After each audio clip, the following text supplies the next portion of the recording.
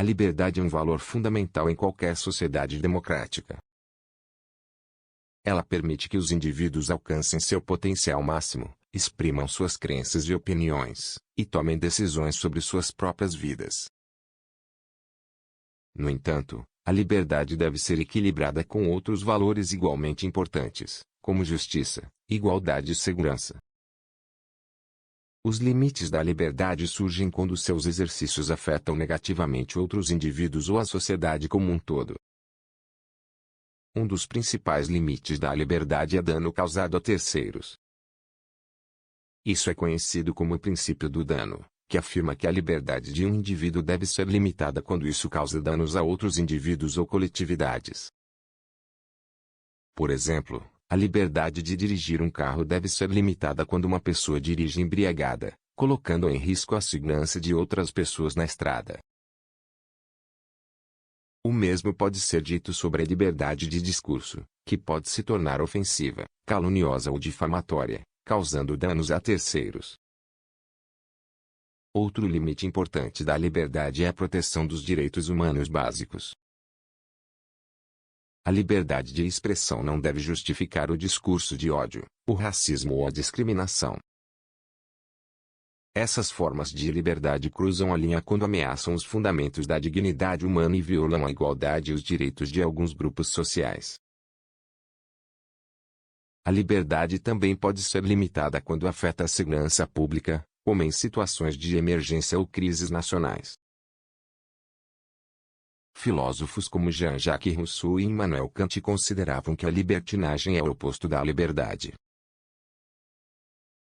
Para eles, a liberdade não deve ser confundida com a ausência total de restrições ou responsabilidades, como ocorre na libertinagem. Em vez disso, eles defendiam a ideia de que a verdadeira liberdade está ligada à capacidade de agir de acordo com a razão, respeitando regras morais e sociais, o que implica a autodisciplina e o respeito pelos direitos dos outros. Portanto, esses filósofos argumentavam que a libertinagem, que envolve a busca indiscriminada do prazer sem consideração pelas consequências ou pelos limites éticos, era contrário à verdadeira liberdade.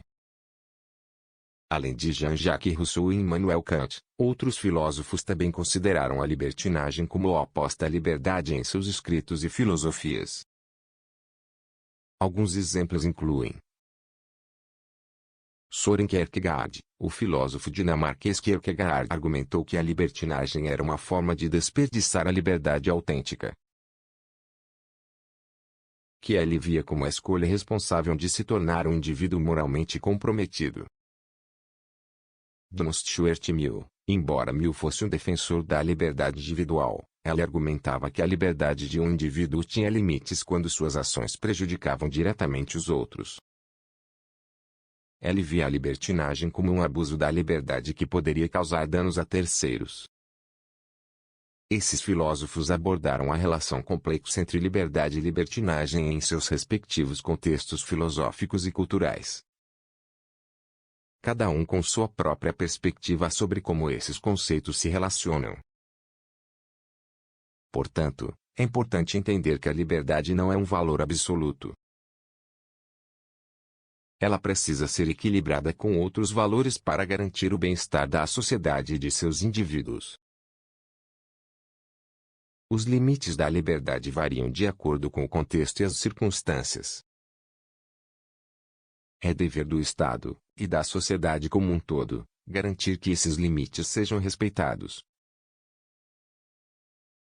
protegendo os direitos humanos e mantendo o equilíbrio entre a liberdade individual e o bem-estar coletivo.